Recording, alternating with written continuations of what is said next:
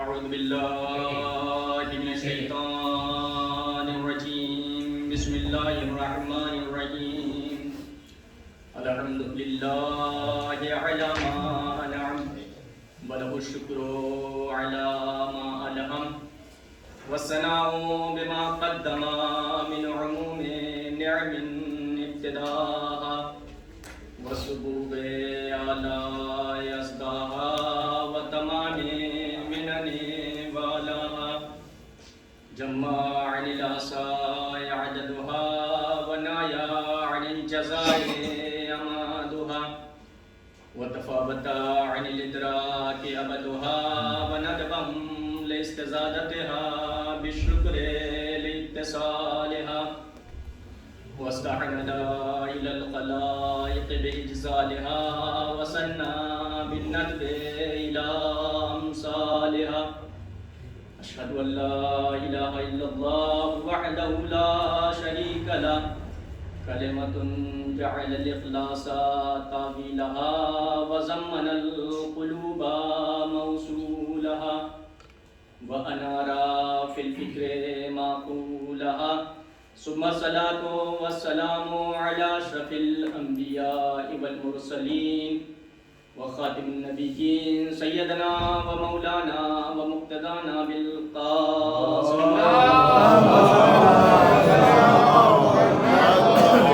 محمد وعجل فرجهم الطاهرين المعصومين المنتجبين المنتقبين الله على أعدائهم أجمعين فقد قال الله تعالى في القرآن الكريم بسم الله الرحمن الرحيم ولا سوف يعطيك ربك فترضى اللهم صل على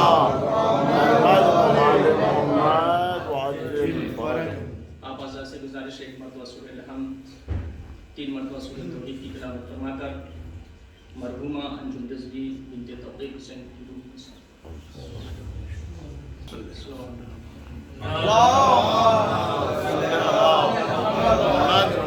محمد وعجل فرجهم. قرآن مجید کا مشہور سورہ سورہ زحا جس کی آیت نمبر 5 یعنی 5ویں آیت کی تلاوت کا شرف حاصل کیا، جہاں وحدہ لا شریک اپنے حبیب سے مخاطب ارشاد ہوتا ہے وَالضُّحَىٰ وَلَسَوْفَ يُعْطِيكَ رَبُّكَ فَتَرْضَىٰ، اے میرے حبیب ان قریب آپ کا پروردگار آپ کو وہ دولت دے گا، وہ چیز عطا کرے گا، وہ تحفہ دے گا، فترضیٰ جس کے عطا کرنے کے بعد آپ راضی ہو جائیں. اگر لفظی ترجمہ کیا جائے اے میرے حبیب آپ کا پروردگار آپ کو وہ شے عطا کرے گا، وہ چیز دے گا، وہ دولت دے گا جس کے عطا کرنے کے بعد آپ راضی ہو جائیں گے. دیکھیں دنیا میں جو بھی ہے ہر انسان اللہ کی رضا چاہتا ہے، یا یوں کہا جائے کہ کائنات کا ذرہ ذرہ وحدہ لا شریک کی رضا چاہتا ہے. سورہ جمعہ میں ارشاد ہوتا ہے یسبح للہ ما فی السماوات و ما فی الارض، زمین و آسمان میں جو کچھ بھی ہے وہ اللہ کی تسبیح کرتا ہے، اللہ کی پاکیزگی بیان کرتا ہے، اللہ کی حمد و ثنا کرتا ہے. اس کا مطلب یہ ہے کہ کائنات کے ذرے ذرے کو اللہ کی رضا کی ضرورت ہے. تو کائنات کا ذرہ ذرہ جس کی رضا چاہے اسے اللہ کہتے ہیں، اور اللہ کو جس کی رضا کی ضرورت ہے اسے محمد رسول اللہ کہتے ہیں.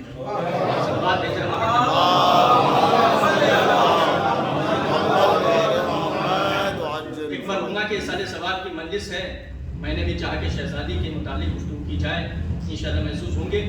اللہ پیغمبر سے خطاب فرما رہا ہے وَلَا سَوْفَ يُعْطِيكَ رَبُّكَ فَتَرْضَىٰ، حبیب آپ کا پروردگار آپ کو ایسی دولت دے گا جس کے عطا کرنے کے بعد آپ راضی ہو جائیں گے. لیکن میرے حبیب چونکہ مسئلہ رضائیت کا ہے لہذا عطا فرش پہ نہیں عرش پہ ہوگی. مسئلہ رضائیت ہے وَلَا سَوْفَ يُعْطِيكَ رَبُّكَ فَتَرْضَىٰ، مسئلہ رضائیت کا ہے لہذا عطا فرش پہ نہیں عرش پہ ہوگی. وہ جناب موسیٰ کی منزلت ہے میرے حبیب کہ جب انہیں ہم نے کوہ طور پر بلایا تو کوئی خاص اہتمام نہیں تھا بلکہ خود آئے تھے، اور جب آئے تھے تو ہم نے خود کہا تھا فَقْلَا نَعْلَيْكَ يَا مُوسَىٰ، موسیٰ اپنی جوتیوں کو اتار کر آؤ، یہ پاک و پاکیزہ جگہ ہے. وہ موسیٰ کی منزلت ہے. لیکن میرے حبیب تم طٰہٰ ہو، تم مزمل ہو، تم مدثر ہو، تم بشیر ہو، تم خلق عظیم پر فائز ہو، تم جیسا کوئی نہیں، تو پھر اہتمام بھی ویسا ہوگا جیسا اہتمام میں نے کسی کے لیے نہیں کیا. میرے حبیب میں جبرائیل کو بھیجوں گا जिब्राइल आएगा, तुम्हारा तबाह करेगा, कदमों का बोसा देगा, मुद्दा सुनाएगा, मैं कुरान की आयत पढ़ूंगा, मैं जिब्रील के जरिए पैगाम पहुंचाऊंगा। सुबहानल्लज़ी असरा बिअब्दिही लैलन मिनल मस्जिदिल हराम इलल मस्जिदिल अक़सा। अल्लाह ताला पाको पाकीज़ा है वो ज़ात जो ले गई अपने अब्द को रातों रात मस्जिदुल हराम से मस्जिद अक़सा तक। क्यों ले गई? वजह क्या थी? क्योंकि अल्लाह कह वला सौफा युतीका रब्बुका, मेरे हबीब मैं अता करूंगा। अता फर्श पे नहीं अर्श पे होगी। तो कोई चीज अता करना था जिसके लिए इतना इत्तेमाम किया गया। तवज्जो चाह रहा हूं, इंशाल्लाह महसूस होंगे। कोई खास चीज अता करना थी जिसे अल्लाह ने पैगंबर को आसमान पर बुलाने के बाद अता किया। वो शय थी क्या? वो दौलत थी क्या? वो तोहफा क्या था?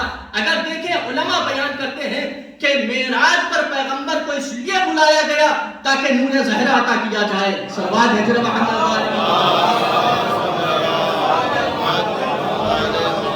ताकि नूर ज़हरा अता किया जाए, यही वजह है। पहले कहा बशारत के तौर पर फरमाए अता करूंगा, और जब नूर ज़हरा अता कर दिया तो पूरा सूरह कौसर नाजिल कर दिया। इन्ना आतैना कल कौसर, ऐ रसूल कल मैं कह रहा था कि अता करूंगा, आज मैंने कौसर अता कर दिया है। आज मैंने कौसर अता कर दिया है। लिहाजा मसले रज़ाइयत का था, मेरे हबीब आज तुम अपनी रज़ा की इज़हार फरमा दो, अपनी रज़ाइयत का इज़हार फरमा दो और मेरी रज़ाइयत का भी इज़हार फरमा दो। तो 20 जमादुस सानिया की तारीख थी कि खाने रसूल में बुतूल की आमद हुई। इज़हार तहनीयत में हर चीज पेश थी। खातूने जन्नत की खिदमत में हुराने जन्नत ने अकीदत पेश की, फरिश्तों ने इबादत पेश की, सूरह दहन ने सखावत पेश की, आयत तहीन ने तहारत पेश की, आयत मुबाहिला ने सदाकत पेश की, सूरह दहन ने सखावत पेश की, आयत तहीन ने तहारत पेश की, आयत मुबाहिला ने सदाकत पेश की, रसूल ने सीरत पेश की, अल्लाह ने मोहब्बत पेश की। हर चीज इज़हार तहनीयत में पेश थी। लेकिन मेरा सवाल है, अहमद शरीफ, तूने मोहम्मद को फातिमा जैसी बेटी क्यों दी? भाई ऐसे दौर में बेटी दे रहा था जहां बेटियों का एहतराम नहीं हो रहा था। आप तारीख से वाकिफ है।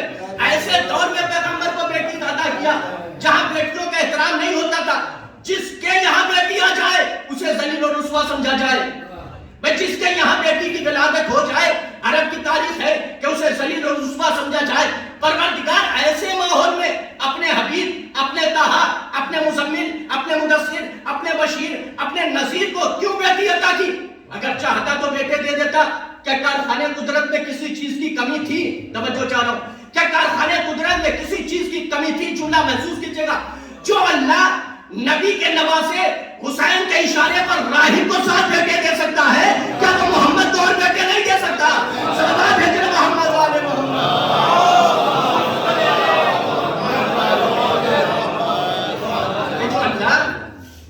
इमाम हुसैन के कहने पर राहिब को बेटे अता कर सकता था, क्या वो अपने हबीब को बेटे नहीं दे सकता? भाई 3 बेटे दिए, ले लिए, क्या वो चाचा दे देता? कारखाने कुदरत में किसी चीज की कमी नहीं। अल्लाह बेटे जितने चाहता पैगंबर को अता कर सकता था। लेकिन यहाँ 2 वजह जो मैंने बयान मुताला किया और जो मेरी अक्ल ने अक्स किया, और भी वजूहात हो सकती हैं, लेकिन नाकिस अक्ल ने जो अक्स किया वो मैं आपके सामने नतीजा पेश कर रहा हूं। 2 वजह थी पैगंबर को बेटी अता करने की। पहली वजह यह थी कि चूंकि नूरे मोहम्मद, पैगंबर ने खुद फरमाया अना अव्वलु मा खलक़ल्लाहु नूरी, अव्वलु मा खलक़ल्लाहु नूरी अना वालियुन मिन नूरि वाहिद। सबसे पहले अल्लाह ने मेरे नूर को खल्क़ किया, मैं और अली एक नूर के 2 हिस्से हैं। भाई नूर एक था, फिर वो नूर यकजा हो गया। नूर एक था, फिर उसके नूर के 2 हिस्से हुए। नूर वाहिद था, नूर एक था, उसके 2 हिस्से हो गए। लिहाजा अल्लाह ने चाहा कि फिर वो नूर यकजा हो जाए। भाई नूर जनाबे अब्दुल्ला के सुल्ब में और जनाबे अबू तालिब के सुल्ब में आकर मुनक़सिम हो गया था, 2 हिस्सों में तकसीम हो गया था। अल्लाह ने चाहा कि फिर वो नूर यकजा हो जाए, लिहाजा पैगंबर को बेटी दे दी। लिहाजा पैगंबर को बेटी दे दी। फर्जंद की दौलत से महरूम पैगंबर हो, कौनैन के मालिक की तफकीर में दुख्तर हो, मंशा का यह कुदरत का एक नूर के 2 टुकड़े ज़हरा वाली बनकर मिल जाए तो बेहतर हो। सल्लल्लाहु अलैहि मोहम्मद वाले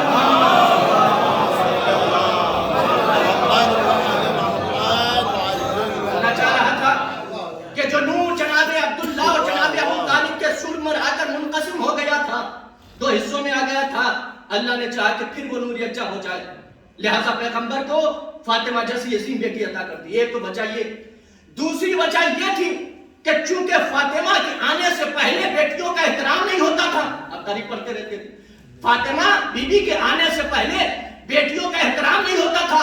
جس کے یہاں جائے باپ کو ذلیل سمجھا جائے. لہٰذا اللہ کو اس رسم جہالت کو ختم کرنا تھا. اللہ کو اس رسم جہالت کو ختم کرنا تھا. لہٰذا اللہ نے پیغمبر کو بیٹی عطا کر دی. کہیں ملے تو بتائیے گا, میرے علم میں اضافہ ہوگا کہ فاطمہ کے آنے کے بعد کسی باپ نے اپنی بیٹی کو سپرد خاک کیا ہو. توجہ چاہ رہا ہوں, لمحہ فکریہ ہے, ملیے گا, میرے علم میں اضافہ ہوگا. تاریخ پڑھیے گا کہ شہزادی کے آنے کے بعد کسی باپ نے اپنی بیٹی کو سپرد خاک کیا ہو. نہیں, رسم ختم ہو گئی. تو ذرا سوچئے, جس شہزادی کی آمد سے اتنی بڑی رسم جہالت کا خاتمہ ہو جائے, اس کی پوری حیات طیبہ کا کیا کہنا. صلوات بھیجنا محمد والے.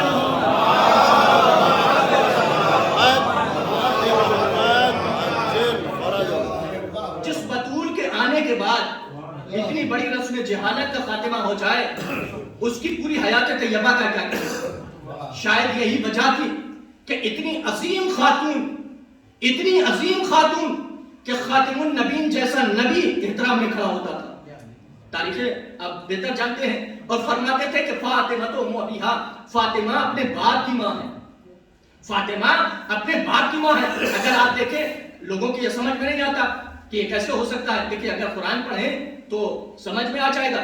قرآن میں دیکھیں, چونکہ پیغمبر کی حدیث ہے فاطمہ تو ام ابیہا, فاطمہ اپنے باپ کی ماں ہے. لیکن اگر لغت کے سہارا لیں تو بھی بات واضح ہو جائے گی. ان کے بہت سارے معنی بیان کیے گئے ہیں. ان کے بہت سارے معنی بیان کیے گئے ہیں. اگر دیکھیں, چونکہ تصور ہوتا ہے کہ چونکہ فاطمہ پیغمبر کی بیٹی ہے, ماں نہیں ہو سکتی ہے. آپ اس نوعیت سے نہ دیکھیے بلکہ دوسرے روپ کو دیکھیے تو بات واضح ہو جائے گی. قرآن میں اتنے سورے ہیں, 114 سورے ہیں. 114 سوروں میں ایک سورہ ہے سورہ الحمد. سورہ الحمد کے بہت سارے نام ہیں. سورہ الحمد کہتے ہیں, سورہ فاتحہ بھی کہتے ہیں, سورہ مسانی بھی کہتے ہیں, اور بہت سارے نام, تقریباً 25 نام ہیں. ان میں ایک نام ہے سورہ کا ام الکتاب. کیا؟ سورہ فاتحہ یعنی سورہ الحمد کا ایک نام ہے ام الکتاب. ام الکتاب کا مطلب کیا ہوا؟ ام الکتاب کا مطلب ہوا کتاب کی ماں. ام الکتاب کا مطلب ہوا کتاب کی ماں. میرا سوال ہے کہ قرآن کا یہ مختصر سا سورہ سورہ الحمد, یہ پورے قرآن کی ام الکتاب کیسے ہو سکتا؟ پورے قرآن کی ماں کیسے ہو سکتا؟ نام ہے ام الکتاب, کتاب کی ماں, یعنی قرآن کی ماں. یہ سورہ الحمد ہے. کیوں ہو سکتا؟ بھئی کسی بڑے سورے کا نام دے دیتا اللہ. سمجھ میں نہیں آتا. جب علماء سے رابطہ کیا اور تفسیر دیکھی تو بتایا گیا, چونکہ اللہ نے جب پورے قرآن کے صفات و کمالات سورہ الحمد میں جمع کیا تو اس کا نام ام الکتاب دیا. پورے قرآن کے صفات و کمالات سورہ الحمد میں جمع ہوئے تو اس کا نام ام الکتاب دیا گیا. آپ سمجھ میں آیا کہ پیغمبر کیوں فرماتے تھے کہ فاطمہ اپنے باپ کی ماں ہے, فاطمہ تو ام ابیہا. فاطمہ ان میں نبوت و رسالت سے جان, پیغمبر ان میں نبوت و رسالت سے جان رہے تھے. میری بیٹی وہ ہے جس کے اندر صفات نبوت بھی پائے جاتے ہیں, صفات رسالت بھی پائے جاتے ہیں. صلوات بھیجنا محمد والے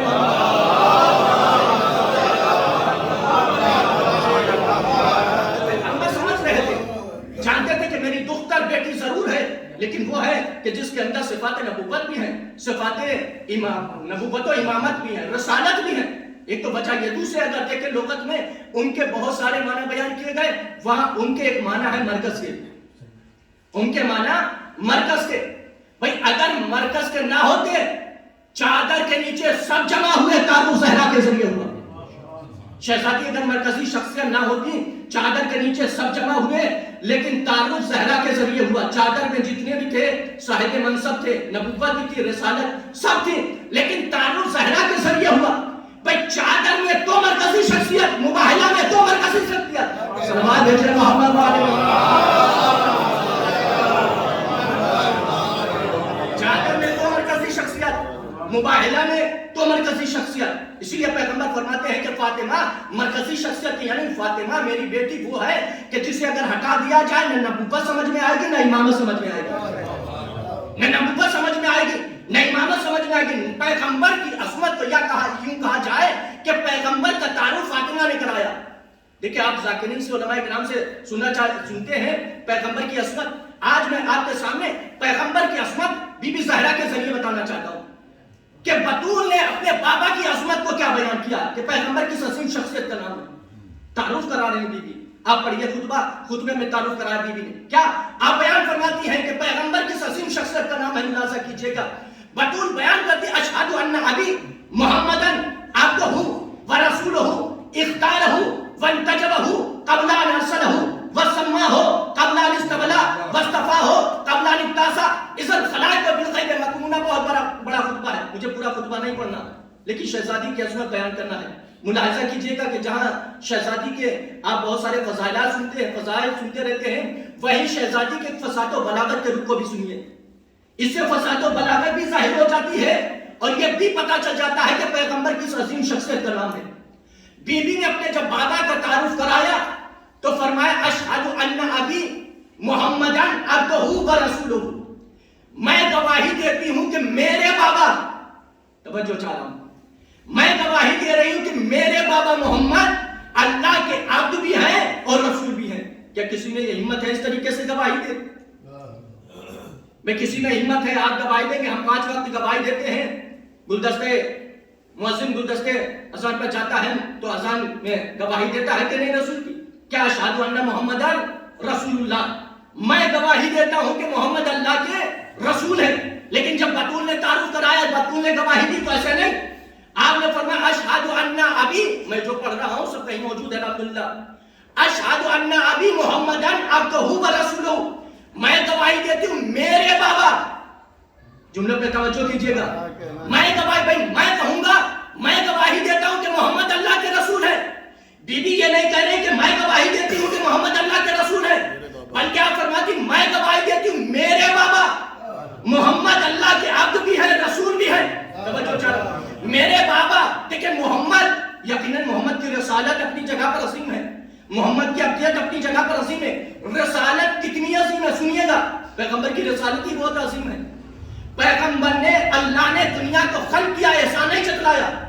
توجہ چاہ رہا ہوں, دنیا کو خلق کیا, احسان نہیں جتلایا, لیکن جب رسول کو بحیثیت رسالت دنیا میں بھیجا تو احسان جتلایا.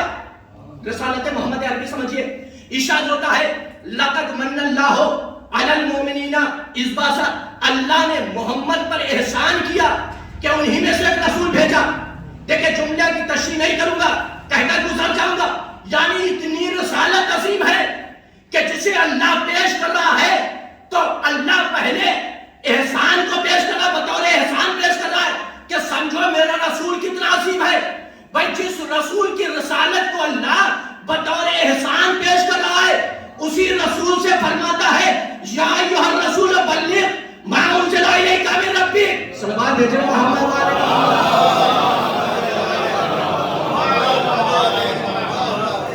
تو رسالت اتنی عظیم ہے کہ جسے اللہ بطور احسان لوگوں کے سامنے پیش کر رہا ہے. بی بی کیا فرما رہی ہیں, رسول اپنی جگہ پر عظیم ہے, لیکن اشہد ان ابی محمدن عبدہ ورسولہ, میں گواہی دیتی ہوں کہ میرے بابا محمد اللہ کے عبد بھی ہیں اور رسول بھی. اچھا دیکھیں یہاں پر آپ بھی کلمہ پڑھتے سب پڑھتے ہیں, بطول نے بھی گواہی دی, تھوڑا سا رخ بدلا, لیکن پہلے عبدیت کی گواہی, بعد میں رسالت کی گواہی.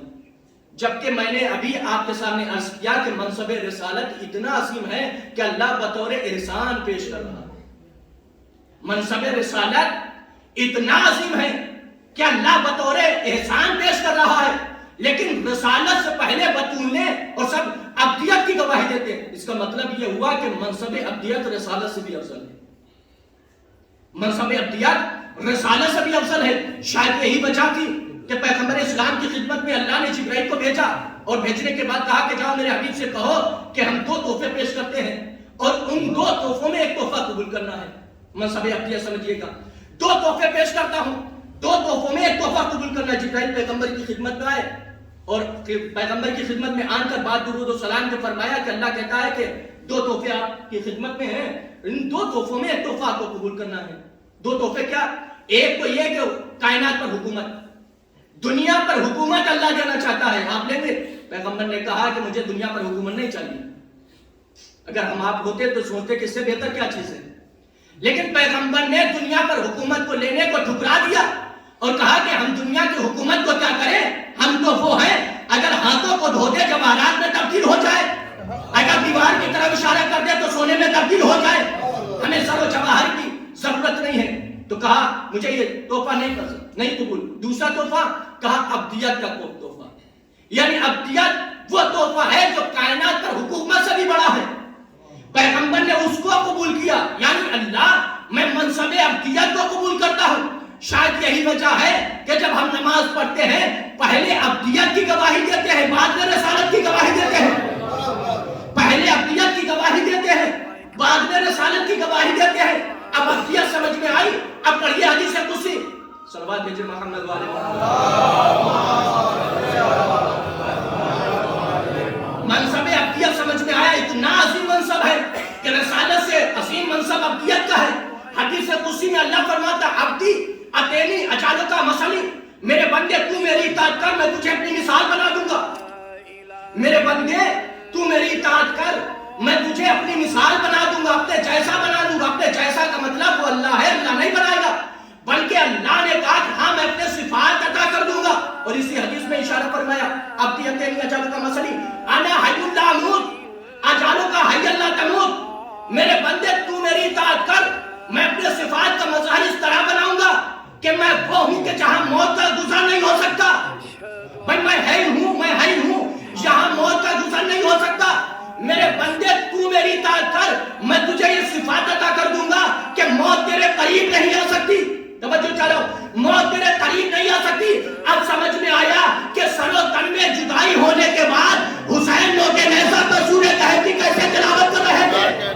صلوات بھیجو محمد والے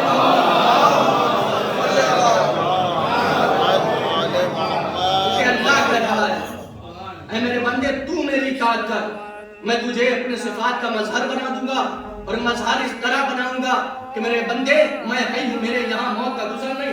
تجھے بھی یہ صفت دے دوں گا کہ سر و تن میں تو جدائی ہو جائے گی لیکن نوک نیزہ پر تلاوت کرتا ہوا نظر آئے گا. انا حی لا اموت اجالکا حی لا تموت. اس کے بعد اللہ کہتا ہے انا غنی لا افتقر اجالکا غنی لا تموت، میں بے نیاز ہوں.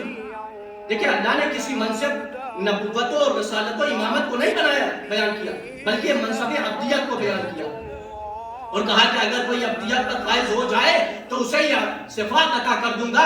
لیکن یاد رہے منصب عبدیت یا عبدیت اسی وقت ادا ہو سکتی ہے جب معرفت ہو. بغیر معرفت کے اطاعت نہیں ہو سکتی، اور جب اطاعت نہیں ہوگی تو منصب عبدیت پر کوئی انسان فائز نہیں ہو سکتا.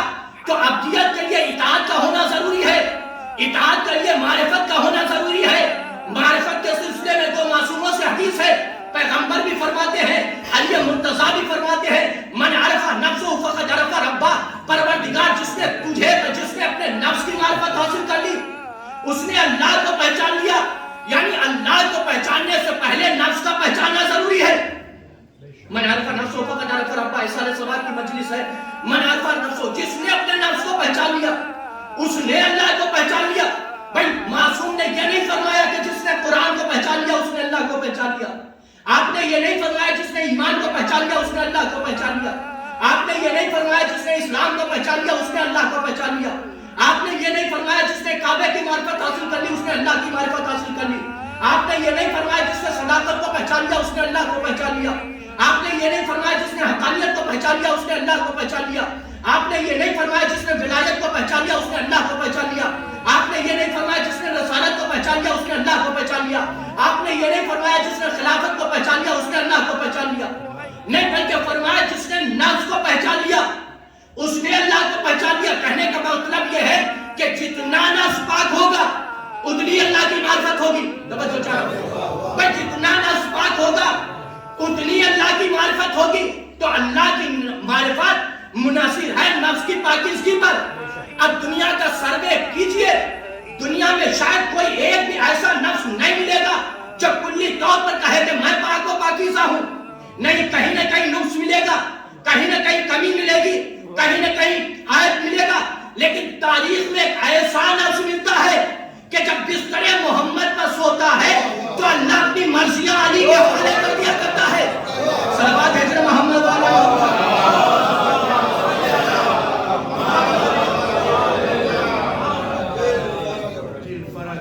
اللہ کی معرفت اس وقت ہوتی ہے جب انسان کا نفس پاک ہے. جیسا نفس پاک ہوگا ویسے ہی اللہ کی معرفت ہوگی. اب علی کا نفس اتنا عظیم نفس تھا کہ جو نفس اللہ کہلائے. اچھا یہ بھی عجیب شرف ہے کہ بستر محمد پر سوئے تو نفس اللہ کہلائے, مباہلے میں پہنچے تو نفس رسول کہلائے. بستر محمد پر سوئے تو نفس اللہ کہلائے, مباہلے میں پہنچے تو نفس رسول کہلائے. چونکہ علی کا نفس پاک تھا, یا عیب نہیں تھا, یا نقص نہیں تھا, اور اللہ کی معرفت نفس کی بنیاد پر ہوتی ہے. شاید یہی وجہ ہے کہ علی کہتے ہوئے نظر آئے, پروردگار میں نے تیری عبادت نہ جنت کے لالچ میں کی ہے, نہ جہنم کے خوف میں کی ہے, بلکہ میں نے تجھے لائق عبادت پایا جو عبادت کی ہے. صلوات بھیجے محمد علیہ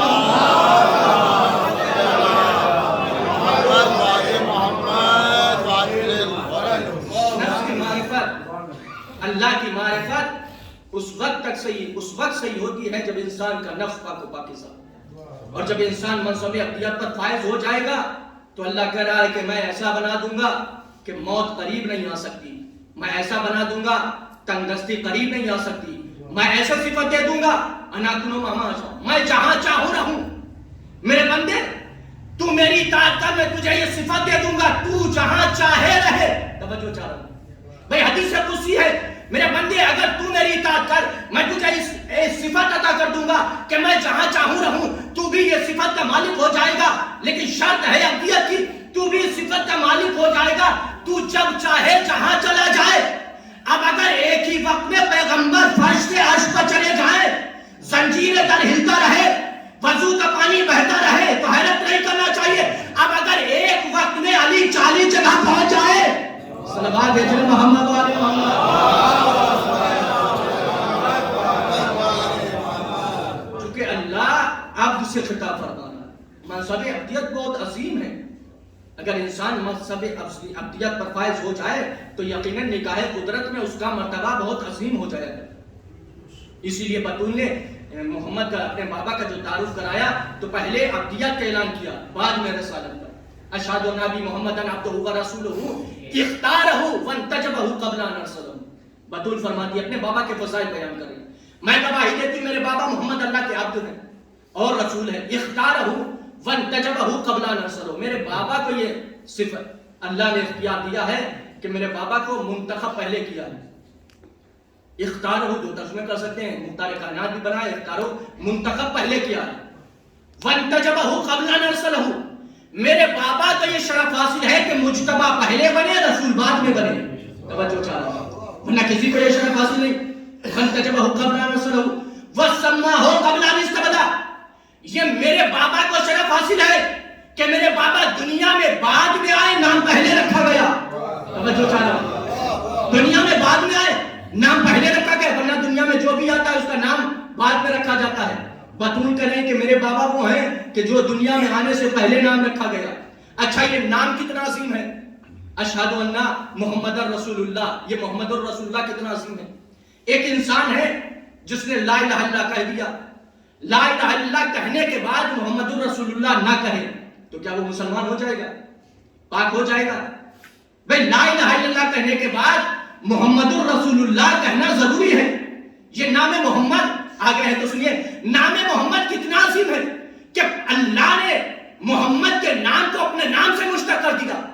اشہد ان محمد رسول اللہ, کلمہ بھی پڑھیں گے تو یہی کہیں کہ میں گواہی دیتا محمد اللہ کے رسول ہیں. اے اللہ یہ قانون کیوں بنایا کہ محمد کے نام کو اپنے نام سے کیوں مشتق کر دیا؟ کہا کہ جو میں جانتا ہوں تم نہیں جانتے ہو. سنو, پیغمبر کا زمانہ وہ زمانہ آئے گا کہ جہاں طرح طرح کے لوگ خیالات پیش کریں گے, اعتراضات کریں گے, لیکن یاد رہے میرا پیغمبر وہ ہے جو ابدی ہے. یعنی کہنے کا مطلب یہ ہے میرا پیغمبر دنیا سے بظاہر چلا جائے گا لیکن پیغمبر کی رسالت زندہ رہے گی.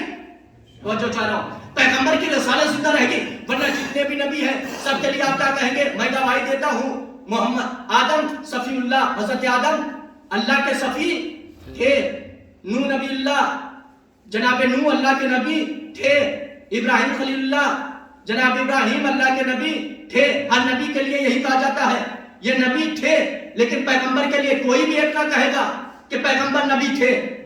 اشہد ان محمد رسول اللہ, میں گواہی دیتا ہوں کہ محمد اللہ کے رسول ہے.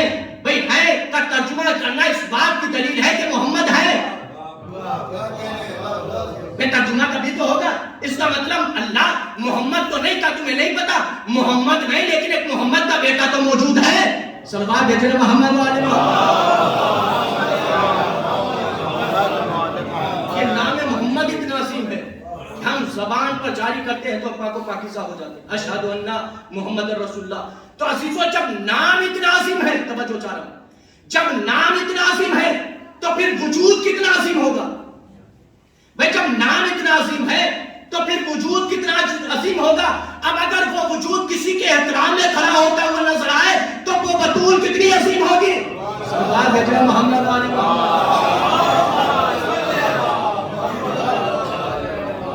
بطول اپنے بابا کا تعارف کرا رہے. وَسَمَّاهُ قَبْلَ أَنْ يَسْتَبْلَغَ وَاسْتَفَاهُ قَبْلَ أَنْ يَبْتَعَثَ. میرے بابا کو شرف یہ حاصل ہوا کہ اللہ میرے بابا مبعوث پر رسالت بعد میں ہوئے, مصطفیٰ پہلے ہوئے. مصطفیٰ اللہ نے پہلے بنایا میرے بابا کو, مجتبی اللہ نے میرے بابا کو پہلے بنایا. اس کے بعد خطبہ دیتے دیتے بطول فرماتی ہیں فرائض الامم فرقا فی ادیانہا. جب میرے بابا دنیا میں آئے تو دیکھا کہ لوگ مختلف دینوں میں بٹے ہوئے تھے. فرائض الامم فرقا فی ادیانہا اکفا علی نیرانہا. بعض وہ تھے جو آتش پرست تھے, آگ کی پوجا کر رہے تھے. اکفا علی نیرانہا عابدۃ لاوثانہا.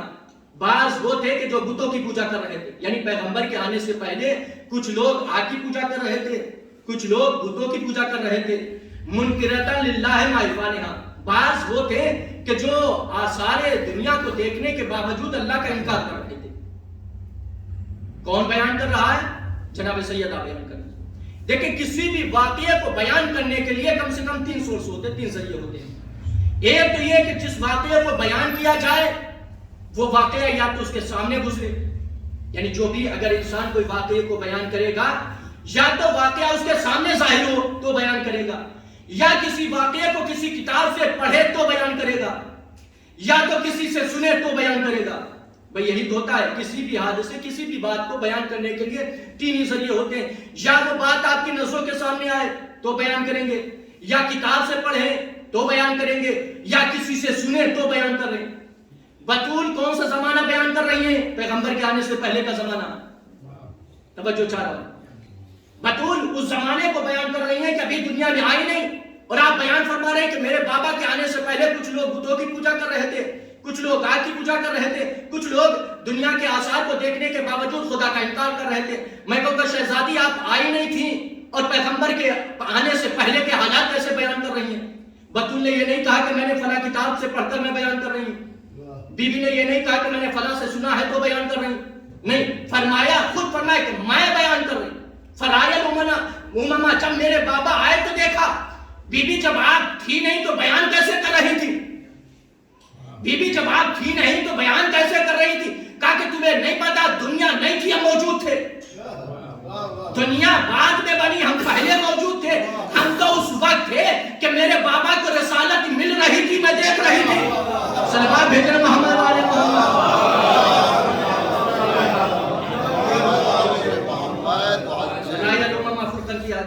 پورا خطبہ ہے, مجھے خطبہ بیان کرنے کی ضرورت نہیں ہے نا, میں بیان کروں. پیغمبر اسلام کی عصمت کو بیان کیا. اس کے بعد فرمایا جب میرے بابا آئے تو جو گمراہی تھی اس کو ہدایت سے بدل دیا اللہ نے, اور میرے بابا دنیا سے. پیغمبر کے جانے کے بعد دیکھیے یہ معمولی منصب اور معمولی مرتبہ نہیں ہے کہ پیغمبر احترام کرتے تھے اور اپنی جگہ پر بٹھاتے تھے. اپنے جگہ پر بٹھانے کا مطلب یہ ہے کہ پیغمبر اپنے مقصد میں شریک کر رہے تھے. بطول کو اپنے مقصد میں, چونکہ دیکھیں سارے چیزیں پیغمبر نے دنیا کے سامنے پیش کی, لیکن ایک چیز تھی. دیکھیے پیغمبر کی تبلیغ کے بارے میں کوئی بھی چوچرا نہیں کر سکتا ہے. پیغمبر اتنا عظیم نبی ہے. پیغمبر کو اللہ نے بیٹے دیے, بیٹے چلے گئے, لہٰذا اللہ نے پیغمبر کو بیٹی دے دی. اب بیٹی کیوں آئی تھی؟ چونکہ شریعت کے کچھ ایسے احکامات ہیں جو مرد بیان تو کر سکتا ہے لیکن اسے عملی جامہ نہیں پہنا سکتا. شریعت کے کچھ ایسے احکام ہیں کہ جن کو عملی جامہ نہیں پہنایا جا سکتا. عورت کے مسائل عورت ہی بتائے گی. پیغمبر آئے تھے عالمین کے لیے رحمت بن کر, عالمین کے لیے نبی بن کر, عالمین کے لیے رسول بن کر. عالمین میں خواتین بھی ہیں, مرد بھی ہیں, لہٰذا پیغمبر مردوں کے لیے تو مسائل پیش کر سکتے ہیں, عورتوں کے لیے تو نہیں. لہٰذا ضرورت تھی کہ کوئی ایسی خاتون ہو جو پیغمبر جیسے مسائل, پیغمبر جیسا عمل لوگوں کے سامنے پیش کرے. توجہ چاہتا ہوں بھائی, ضرورت تھی کہ کوئی ایسی خاتون آئے کہ جو پیغمبر کے مسائل پیغمبر کے جیسا پیش کرے، لہٰذا کسی اور کو نہیں، اللہ نے پیغمبر کو فاطمہ جیسی بیٹی عطا کی اور فرمایا کہ محمد یہ فاطمہ وہ ہے کہ جو عالمین کی عورتوں کے لیے نمونہ عمل بن جائے گی، عالمین کی عورتوں کے لیے نمونہ عمل بن جائے گی۔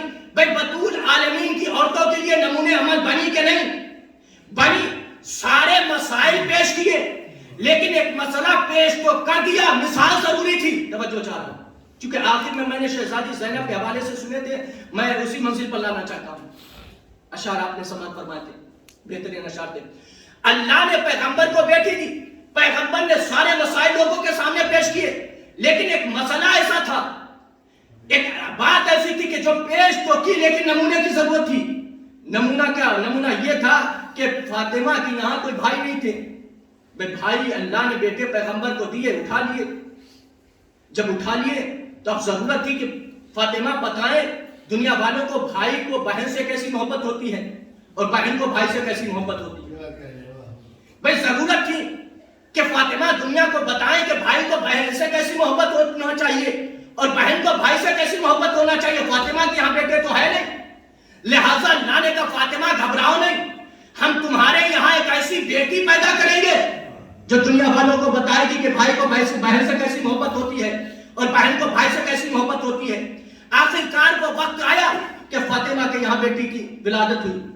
جب بیٹی کی ولادت ہوئی تو شہزادی بھی خوش ہے، علی مرتضیٰ بھی خوش ہے کہ اللہ نے ثانیہ زہرا جیسی عظیم خاتون عطا کی ہے، بیٹی عطا کی ہے۔ یہ تہذیب آل محمد ہے۔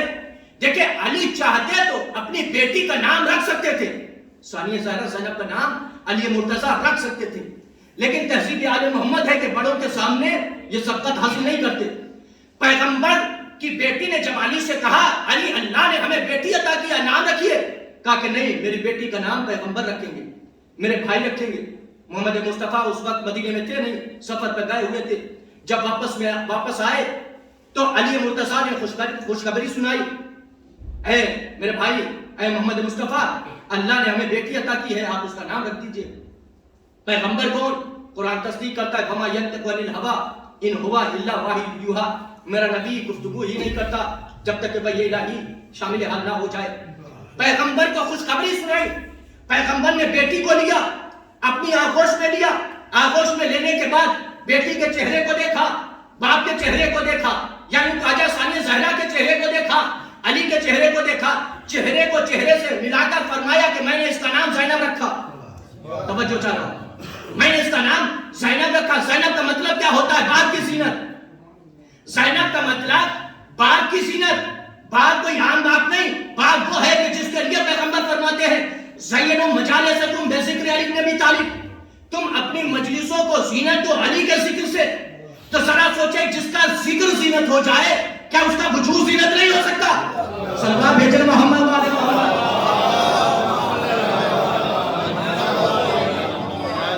جس کا ذکر زینت ہو جائے کیا اس کا وجود زینت نہیں ہو سکتا؟ یقیناً فاطمہ کی بیٹی علی کا وجود زینت ہے۔ پیغمبر کیا فرما رہے ہیں کہ میں نے اس کا نام زینب رکھا۔ زینب کا مطلب ہوتا ہے باپ کی زینت۔ توجہ چاہ رہا ہوں، دیکھیں ہمارے یہاں اگر نام رکھا جائے تو ضروری نہیں ہے کہ نام کی تاثیر پائی جائے۔ ہمارے یہاں اگر نام رکھا جاتا ہے تو ضروری نہیں کہ نام کی تاثیر پائی جائے۔ ہاں اب تو زمانہ ایسا ہے کہ نام رکھنے کے لیے سوچتے ہیں کہ مختصر سے نام ہو لیکن اس کے کیا معنی ہو اس سے کوئی مطلب نہیں، پکارنے میں اچھا لگتا ہو، بلانے میں اچھا لگتا ہو، جبکہ بہرحال آپ بہتر جانتے، لیکن یہ طے ہے نام کی ضروری نہیں کہ کسی کا نام عالم ہو اور وہ عالم ہو، ضروری نہیں کہ کسی کا نام فاضل ہو اور اس کے یہاں فضیلتیں پائی جاتی ہوں، ایسا نہیں۔ ایسا بھی ہوتا ہے کہ نام عالم ہے لیکن علم سے سروکار نہیں ہے، نام فاضل ہے فضیلتیں دور تک نظر نہیں آتی۔ بھئی ہوتا ہے کہ نہیں؟ ہم ہیں کہ جہاں ضروری نہیں کہ نام پایا جائے اور نام کی فضیلت، نام کا اثر پایا جائے، لیکن آل محمد وہ ہے کہ جن کا یہ جیسا نام ہوگا ویسا اثر ہوگا۔ توجہ چاہ رہا ہوں، جیسا نام ہوگا ویسا اثر ہوگا۔ اگر محمد ہے تو پھر ہر منزل پر محمد ہے۔ توجہ چاہ رہا ہوں، محمد کا مطلب کیا ہے؟ دیکھیں محمد کے دو معنی ہیں، دو نام ہے، بات آگے درست کر، محمد اور احمد۔ محمد کا مطلب جس کی تعریف کی جائے، احمد کا مطلب جس کی سب سے زیادہ تعریف کی جائے، احمد جس کی سب سے زیادہ تعریف کی جائے، جبکہ اللہ کے ایک نام محمود ہے، محمود کے معنی جس کی تعریف کی جائے، احمد کے معنی جس کی سب سے زیادہ تعریف کی جائے۔ میں بارگاہ اہلیت میں سوال کروں گا، اے اللہ تو اپنا نام محمد رکھ لیتا، اپنا نام احمد رکھ لیتا اور محمد کا نام محمود رکھ دیتا، اس لیے کہ محمود کے معنی جس کی تعریف کی جائے، احمد کے معنی جس کی سب سے زیادہ تعریف کی جائے۔ اے اللہ میں تو یہی دیکھتا ہوں کہ ساری کائنات تیری تعریف کرتی ہے، سب سے زیادہ تیری تعریف کی جا رہی ہے، تیرا نام احمد ہونا چاہیے، لیکن تو نے محمد کا نام احمد رکھا، اپنا نام محمود رکھا۔ کا نادان تجھے نہیں پتا کائنات کا ذرہ ذرہ جس کی تعریف کرے اسے محمود کہتے ہیں، محمود جس کی تعریف کرے اسے احمد کہتے ہیں۔ صلوات بھیجنا محمد والے محمد۔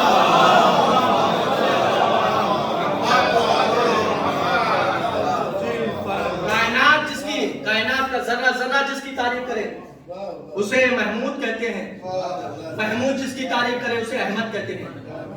تو یہاں اگر نام ہے تو اثر پایا جائے گا، اگر نام علی ہے تو ہر منزل پر علی نظر آئیں گے، نام علی ہے تو ہر منزل پر علی نظر آئیں گے۔ یہاں ناموں کی تاثیر پائی جاتی ہے۔ نام کیا رکھا گیا؟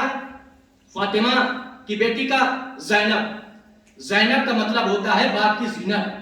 اب جب باپ کی زینت ہے تو زینب ہر منزل پر باپ کی زینت ہے۔ توجہ چاہو، باپ کی ہر منزل پر زینت ہے، ورنہ علی کا وجود خود زینت ہے، یا یوں کہا جائے علی مجسمہ زینت ہے۔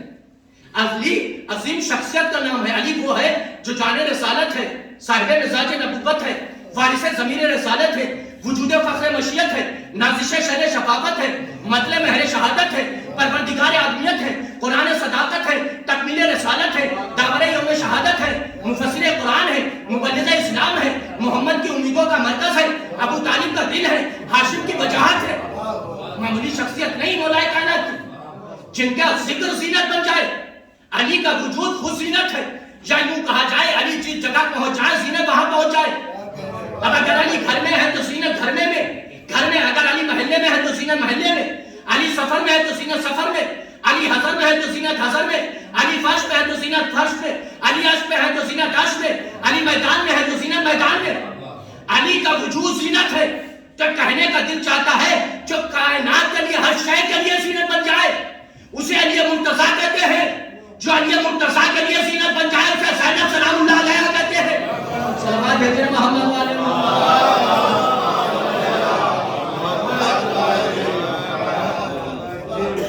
نام رکھا ہے تو اس کی تاثیر ملے گی۔ زینب باپ کے لیے زینت ہے، شاید یہی وجہ تھی بدول نے فرمایا ہوگا بابا اگر زینب آپ کے لیے زینت ہے تو دلیل بننے کی، مجمع غیروں کا ہوگا، نرغہ ارادہ ہوگا، خطبہ میرا ہوگا، لہجہ آپ کا ہوگا، لہجہ آپ کا ہوگا۔ آپ دیکھیں زینت بنی کہ نہیں۔ چند موقع ہمیں ایسے نظر آئے کہ جہاں بذات خود علی تو نہیں پہنچے تھے لیکن علی علی کی آواز بلند ہو گئی، نعرے لگ گئے تھے۔ صفین میں جب سرکار پاپا گئے تھے تو یہی آواز آ رہی تھی کہ علی کہاں سے آ گئے۔ کربلا کے میدان میں جب پانی لینے کے لیے سرکار پاپا گئے تھے تو بھی یہ آواز آئی کہ علی کہاں سے۔ لیکن یہاں جب زینب نے خطبہ دیا تو یہی آواز آ رہی تھی کہ علی کہاں سے آ گئے۔ لیکن بہت بڑا فرق تھا۔ اگر عجب نے یہ شہزادی نے فرمایا ہو بھیا آپ نے صفین میں گئے تھے، میرے بابا کا نام لیا گیا تھا لیکن آپ کے ہاتھوں میں رسن تو نہ بنی تھی برہنا، لیکن زینب رسن بستا اور برہنا سے۔ میں نے دوران تقریر یہ گفتگو کی تھی کہ اللہ نے فاطمہ کو بیٹی اس لیے عطا کیا تاکہ لوگوں کو بتائے کہ بہن کو بھائی سے کیسے محبت ہوتی ہے۔ آپ سوچئے، اور بہن بھی زینب جیسی بہن، بھائی بھی حسین جیسا بھائی، کیسی محبت ہوگی بیان نہیں کیا جا سکتا، لفظوں میں میں بیان کر سکتا۔ روایت میں ملتا ہے کہ جب قافلہ مدینے سے چلنے کے لیے آمادہ تھا، شہزادی زینب کو معلوم ہوا تو بے چین تھی، بے قرار تھی، اور یہ پتا تھا کہ زینب بھائی کے بغیر کیسے زندہ رہے گی۔ زینب بھیا کے پاس آتی، بھیا سنا سفر اختیار کیا؟ ہاں بہن تیرا بھائی مدینہ چھوڑ رہا ہے۔ زینب نے یہ جو سنا، مجھے سارے واقعات بیان نہیں کرنا، اختصاراً عرض کرنا ہے، وقت ہو گیا۔ زینب کہتی بھیا تم بہتر جانتے ہو کہ زینب تمہارے بغیر زندہ نہیں رہ سکتی، زینب تمہارے بغیر زندہ نہیں رہ سکتی. ہاں بہن میں جانتا ہوں، لیکن بہن زینب تم پر تمہارے شوہر عبداللہ کا حق ہے. جاؤ جناب عبداللہ سے اجازت طلب کر لو، اگر وہ اجازت دیتے ہیں تو بسم اللہ سفر میں ساتھ چلو. زینب خوشی کے عالم میں گھر تشریف لائی. عبداللہ بستر استراحت پر آرام فرما رہے تھے. زینب علی کی بیٹی فاطمہ کی لخت جگر جناب عبداللہ کے سرانے آ کر کھڑی ہو گئی. جیسے ہی جناب عبداللہ نے زینب کو دیکھا، پریشان حال دیکھا، پریشان ہو گئے. پوچھا بی بی کیا بات ہے، آپ اس طریقے سے مضطرب کیوں ہیں؟ روایت میں ملتا ہے زینب نے فرمایا کہ عبداللہ تمہیں پتا میرا بھیا سفر کیا کر رہا ہے، تو فرماؤ شہزادی کیا بات ہے؟ تاریخ نے لکھا کہ زینب کچھ کہنا چاہتی ہے لیکن کہہ نہیں پاتی. زینب کچھ کہنا چاہتی ہے لیکن کہہ نہیں پاتی، اس لیے کہ بطول کی بیٹی ہے، کبھی بھی کوئی سوال نہیں کیا. زینب عبداللہ نے فرمایا شہزادی بسم اللہ بتاؤ کیا بات ہے. تاریخ کے منظر لکھا کہ زینب نے پھر چاہا کہ کچھ کہے لیکن پھر زینب کچھ نہ کہہ سکی. ایک مرتبہ زینب نے طاقت کو یکجا کیا، ایک سوال کیا عبداللہ تمہیں پتا ہے میرا بھیا مدینہ چھوڑ رہا ہے. ہاں شہزادی فرماؤ کیا بات ہے. عبداللہ تمہیں پتا ہے میرا بھیا مدینہ چھوڑ رہا ہے. زینب بھیا کے بغیر زندہ نہیں رہ سکتی، بھیا کے بغیر زندہ نہیں رہ سکتی. میرا سوال یہ ہے کہ مجھے اجازت چاہیے. ہاں سادارو اجازت مل گئی. عبداللہ نے فرمایا بہن زینب میری کیا مجال ہے کہ میں تمہیں روکوں، جاؤ بسم اللہ. اجازت ملی لیکن چلتے چلتے ایک جملہ فرمایا عبداللہ اگر آج زینب کو تم اجازت نہ دیتے تو کیا ہوتا، بی بی کیا ہوتا؟ فرمایا عبداللہ اگر آج زینب کو تم اجازت نہ دیتے ادھر مدینے سے میرے بھیا کا قافلہ نکلتا، ادھر زینب کا جنازہ تمہارے گھر سے نکلتا. زینب اپنے بھیا کے بغیر زندہ نہیں رہ سکتی. اللہ اکبر. جو زینب اپنے بھائی کی جدائی کو برداشت نہ کر سکے، کیا عالم ہوا ہوگا کہ 10 محرم کا روز 3 دن کی بھوک و پیاس کا عالم، حسین کا سوکھا گلا، شمر کا کند و خنجر، فضا میں آباد، علام قتل الحسین بے کربلا، علام ذبح حسین بے کربلا. زہرا کی ماں جائی تڑپتی رہی، بھائی کو ذبح ہوتی دیکھتی رہی. ہاں زادار و دین کی نگہبان بنی زینب، ورنہ بہت بڑی مصیبت تھی. ہاں زادار و حسین نے وصیت فرمائی کہ زینب میرے بعد میرے قافلے کی نگہبان تم ہو. ہاں زادار و روز عاشورہ گزر گئی، شب عاشور آئی، شام قریب آئی، گزر گئی. زینب نے سب کو سنبھالا. 11 محرم کی تاریخ آئی. ہاں زادار و قیامت ہو گئی. لٹا ہوا قافلہ، رسن بستہ قافلہ کہاں سے گزارا گیا جہاں شہداء کے لاشیں بکھری ہوئی پڑی ہوئی تھی. زینب نے اپنے کو سواری سے گرایا، بھیا کے لاشیں کے قریب پہنچی. قریب پہنچنے کے بعد اپنے بھائی کے لاشیں کا طواف کرنا شروع کیا. طواف کرنے کے بعد زینب بھائی کے لاشیں کے پاس آ کر کھڑی ہو جاتی ہے. کھڑی ہونے کے بعد آزادار ملاحظہ کیجئے گا کہ بھائی بہن تو کیسی محبت ہوتی ہے، بھائی کو بہن سے، بہن کو بھائی سے کیسی محبت ہوتی ہے. زینب اپنے بھائی کے لاشیں کا طواف کرنے کے بعد لاشیں کے پاس آن کر کھڑی ہو جاتی ہے اور کچھ کہہ رہے ہیں. ادھر سید سجاد نے دیکھا، آپ امام ہے، پوچھ لیا پھوپھی اماں بتاؤ کیا گفتگو میرے بابا سے کر رہی ہے. فرمایا بیٹا سجاد میں اپنے بھیا سے معافی چاہ رہی ہوں، میرے بھیا زینب کو معاف کر دو. کس بات کی معافی؟ کہا بیٹا سجاد مدینے کا زمانہ تھا، مدینہ تھا، صبح کی نماز پڑھنے کے بعد میں آرام کرنے لگی. صبح کا سورج نکلا، سورج کی کرنیں روشن دان کے ذریعے میرے وجود پر پڑی. میرا بھیا حسین نے دیکھا، رضا کے ذریعے میرا سہارا کیا، رضا کے ذریعے میرا سایہ کیا. میں کہوں بھیا مجھے معاف کر دو، کل مدینے میں جب سورج کی کرنیں پڑ رہی تھی تو آپ نے رضا سے سایہ کیا. آج تمہارا لاشا بے گور کفن جلتی زمین پر پڑا ہوا. زینب اتنی مجبور انا للہ و انا الیہ راجعون. رزق من فضل رسول اللہ ربنا تقبل منا انک انت السمیع العلیم. پروردگار ہماری مقدس عبادت کو قبول فرما، قاری لہا مرحومت مغفرت فرما، تعلیمات معصومین پر عمل کرنے کی توفیق عطا فرما. پروردگار ہمارے سروں پر پروردگار جہاں جہاں حفاظت فرما، روضہ مقدسہ کی حفاظت فرما، والدہ ہمارے آخری مان کے ظہور میں تعجیل عطا فرما اور ان کے آخر انسان میں شمار فرما۔ ربنا تقبل منا انک انت السمیع العلیم۔ آپ حضرات سے گزارش ہے ایک مرتبہ سورہ ہم 3 مرتبہ سورہ توحید کی تلاوت فرما کر مرحومہ انجمن سے توقیر حسین کی